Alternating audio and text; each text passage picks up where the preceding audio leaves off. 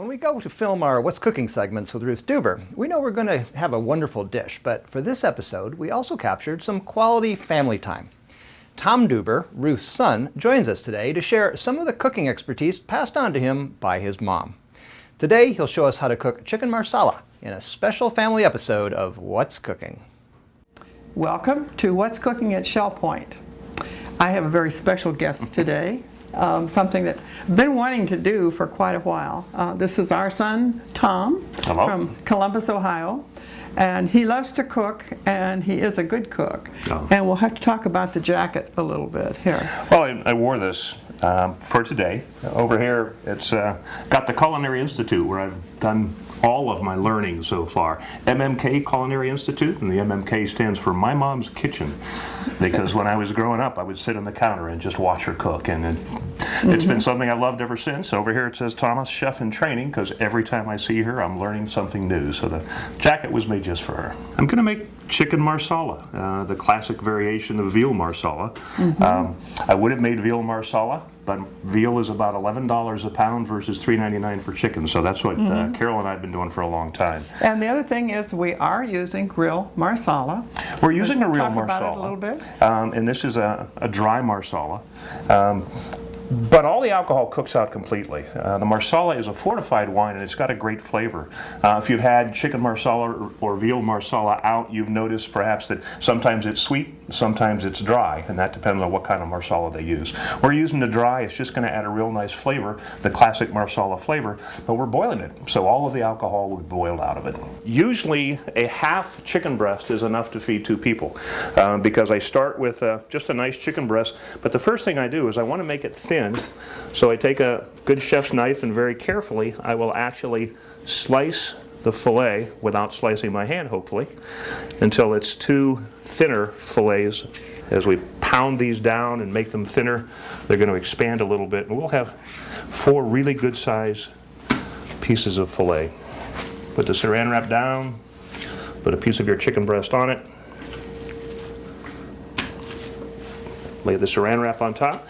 And I'm using just a regular meat pounder, but any wooden rolling pin or anything will work just fine. And then we just pound the chicken. Hope your neighbors downstairs aren't home, because it does get a little loud. And what we're left with is a very nice thin piece. It's going to cook up really quick. We're going to turn the burner on to high and get the pan hot. This preparation is simple. All we have here is flour, and I've just made up a little mix of spices. There's some salt in here, there's some fresh black pepper and some oregano, and we'll just put that in to season the flour that we're going to dredge the chicken breast in. So mix that up and get that ready. And we're just going to dredge each of the pieces in the flour, get them well covered. The flour with the seasoning is going to add a little bit of flavor to it, but the flour is also going to remain in the pan with the oil and give a little bit of a thickening agent. Combination of flavor and texture. So I'll add the oil, I don't know, maybe 3-4 tablespoons. And then add the butter and let it melt. We want to make sure it's fairly hot, because we want to brown the chicken pretty quickly and brown up the flour that's on it, but we don't want to overcook the chicken and get it too tough. It's going to get a little more cooking later when we bring the chicken back into the sauce towards the end. Depending on how much you're preparing, you might have to do 2 batches. This is going to be, like I say, enough to feed 2 people easily, so we can do it all in one batch. Even though the classic marsala recipe doesn't call for shallots, I usually just add maybe 1 bulb, a medium-sized bulb, finely minced, like Mom is doing right now. She'll get the shallot all minced up, and I'll use that at the same time I'm starting the marsala sauce. And the other thing I add is heavy cream. Just use a little bit of heavy cream in the sauce at the end, and it thickens it up and richens it. I guess you can't go wrong with a combination of butter and cream in a dish. And you can see one of the reasons that I fillet the breast first of all, cut it thin, and then pound it, is to be able to get this process done without overcooking the chicken. Now we're getting some nice brown on some of this, so we'll turn it over. Got a couple minutes on the other side as well. But we're going to take the chicken that we have browned off, and it's pretty thoroughly cooked right now. And it'll be reintroduced to the sauce later and get just a little final touch of cooking, but it's pretty well cooked right now. And we'll just hold this in the oven, which we have set at 170 degrees just to keep it warm as we prepare the sauce. First thing we're going to do, as you can see all the goodness that's left in the skillet there, is we're going to throw in the shallots. And Mom, if you'll bring the mushrooms over. Throw the shallots in there. Throw the mushrooms in. And let all of that begin to cook up. Now you get the real smell-o-vision when you got those shallots and that oil down there heating up. Using a portobello is good. If you really want a different flavor, porcini mushroom adds a real nuttiness to the sauce. It's hard to find them fresh. You'll probably have to buy them and reconstitute them. Okay, so the mushrooms are getting them to where I need them. And so now I'm just going to introduce the marsala. Using about 3/4 of a cup, and again, this is it's an imported marsala. It's a dry marsala. The imported is darker, and it just has a heavier flavor. Right now, as it boils, all the alcohol is disappearing, and all that's going to be left is that wonderful marsala flavor.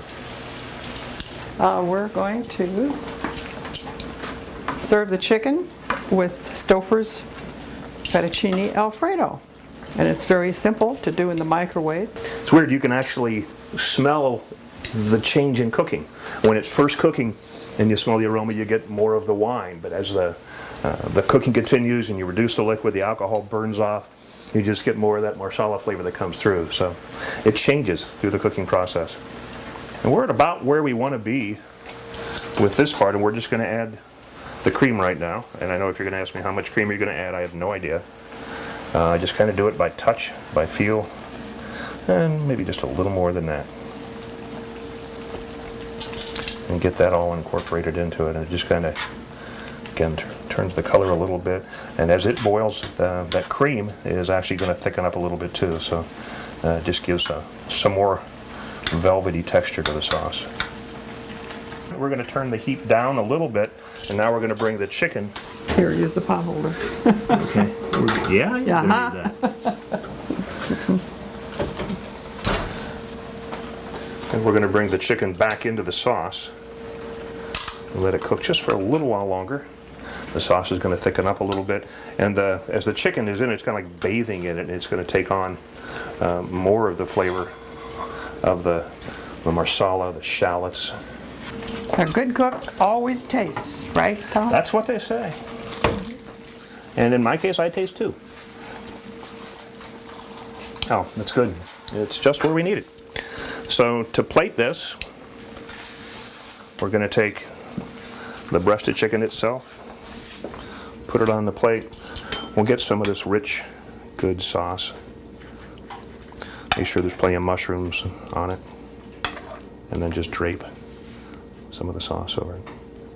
Mom's going to put the side dish on, and I think it's time to taste it.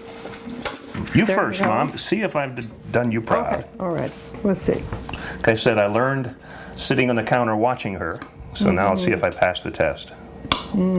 See if what I learned at MMK Culinary Institute worked. That is Did it work? delicious. Did it work? Good. You taught me well. Okay. Well, I hope you'll try the recipe, and you'll be able to find the recipe as soon as we figure out what the measurements are. We'll put it on www.shellpoint.net under What's Cooking. Thanks for joining us. Bye-bye. Bye now.